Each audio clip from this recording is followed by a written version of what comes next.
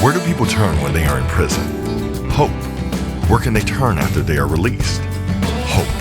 Hope Prison Ministries offers real hope to those who are in prison and to those who serve their time, regardless of their crime. Visit HopeGivesBack.com or North Texas Giving Day or search for Hope Prison Ministries. Give hope by giving generously to Hope Prison Ministries. When you give hope, hope gives back. Hello, my name is Brandon, and I'm here with Sam. We're going to do an interview about him and find out a little bit about him. So, Sam, tell us a little bit about yourself. Well, I became a Christian about 12 years ago, but before that, I was evidence that total depravity is true, because I lived a very evil life. In fact, I can remember at the age of about 5 being in a supermarket, and back then in the 70s, you know, you had little toy sections. I remember wanting this bag of toy soldiers, but I knew I couldn't get away with stealing it, so I stole a deck of old made playing cards and never even opened them, just because I wanted to steal something or walk out with something.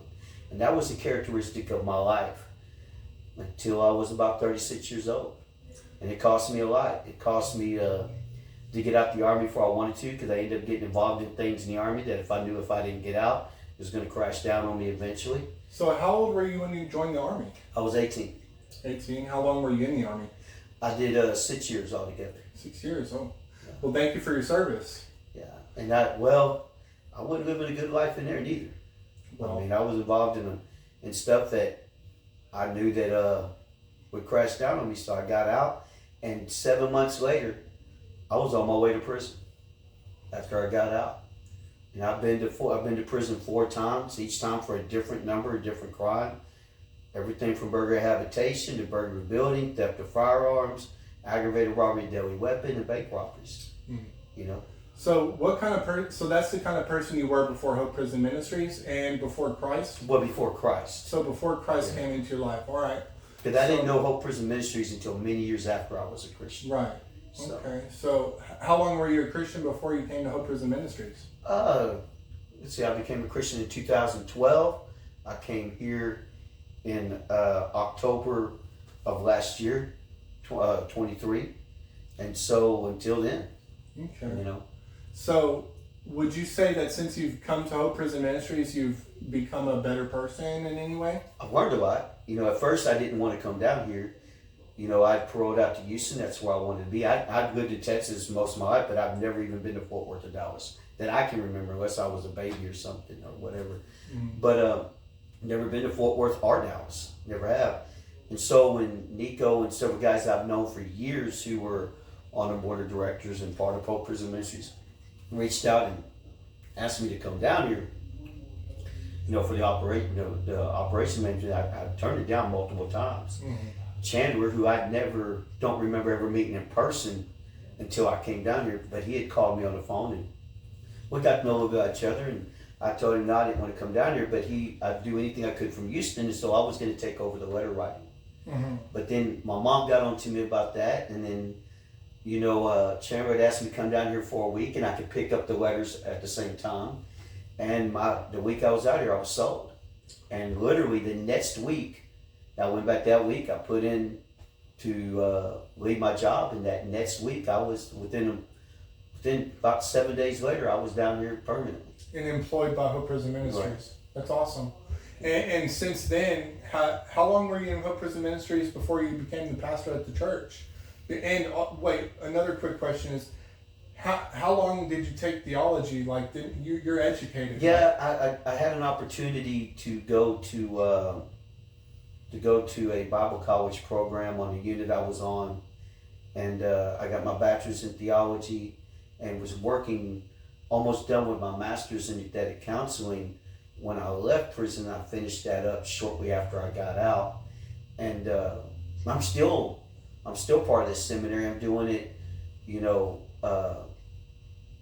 I can do it at my own pace. It's all done, you know, at my own. They send me the curriculum, I do it, and I'm working on another degree now. But my first interest out of the different degrees he offered, I wanted to study theology.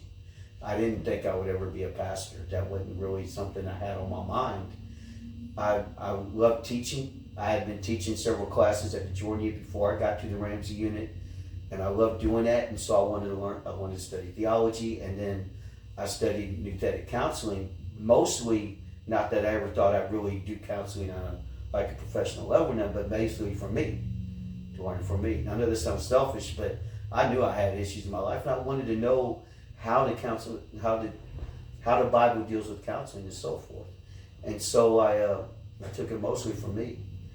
And I never thought I'd actually do ministry on I guess as a profession. Right. I always thought that I would have a regular job and be part of a church and, just do ministry like most people do.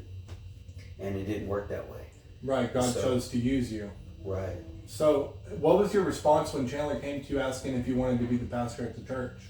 Actually, we had talked about it before then a few times because he had mentioned that, because of certain circumstances, it wasn't going to work out for him. It wasn't going to work. He didn't think it would work out for him. But some things happened kind of around the same time. I don't think I was very good at the operations management job in a lot of areas, and so especially technologically, I don't think I was good at it. I really didn't like a lot of the job, as much as I would what I'm doing now. And we had a guy that was running the Timothy program, and great guy. He was good in a lot of areas, but there was just a few things there, and we felt he'd be better placed somewhere else. And so Chandler had asked me to take over that, and I thought it was going to be a temporary position for a little while until we found somebody else. But once I got to start doing it, I wanted to keep that. But I didn't know that was on Chandler's mind also. And so I was kind of nervous about bringing up about me keeping it permanently because I didn't know that he had the same idea. And then when we finally talked about it, we were both on the same page. And so I took that permanently, and then he offered me we talked about me taking over pastor of the church as an interim because, Brandon is, we got another guy that is way more qualified and better at it that will do that, and I'll just be more of an assistant pastor. And that's how that came about. I never was too sure about the pastoral position because, I just don't know that don't have a lot of experience in that, don't have a lot of training in it, at being a pastor. I'm more comfortable developing a lesson plan and teaching a class than I am preaching a sermon. A lot of people think they're the same thing, and yes, teaching and pastoring and preaching, there's some similarities, but they're not the same thing in any way.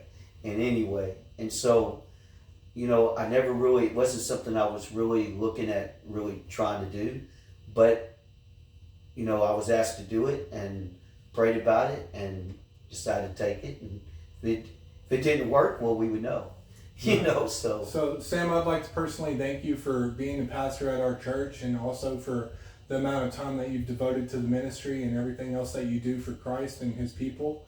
And, I speak for more than just myself. So, if there was anything you could tell people as your exit message, what would you say? Well, there is one thing that I would like to say because I don't think you will find a person that was more greedy and covetous than I was, period. I loved stealing. I enjoyed it. I enjoyed planning robberies. I enjoyed doing them. It was an addiction to me. And I loved all of that. I didn't just do it for the money or do it because I wanted to be rich. That was always a part of it, but I actually enjoyed doing it. And one thing I learned this from my classes in counseling and reading books on counseling, is when you become the first thing I learned is from my own experience, when you become a Christian, you still have that old flesh that still loves that. Mm-hmm. You have a new nature that hates it, but you have an old flesh that still loves it.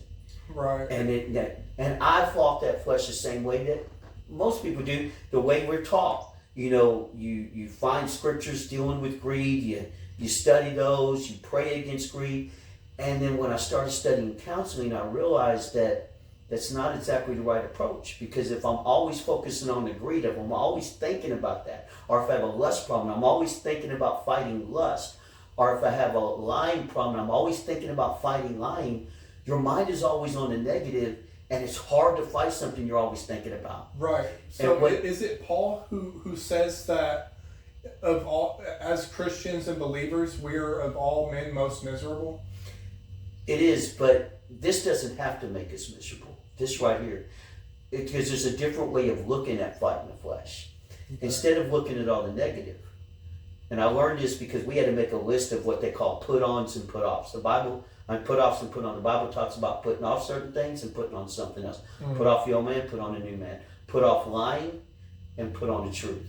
And in studying those, one of the best assignments I did in my classes was having to come up with a list of those things. And in studying those, it made me realize something. I had been focused on the wrong thing.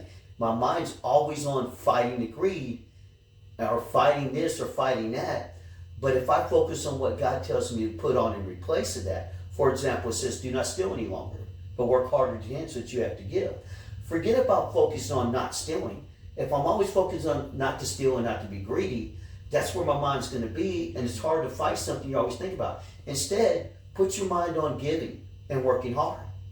Instead of focus on not lying, and my mind's always thinking about lying, then focus on telling the truth, speaking truth in love. On the opposite. Focus on the things that we're supposed to do instead of things we're not supposed to do. Right. And your mind's not always focused on the negative.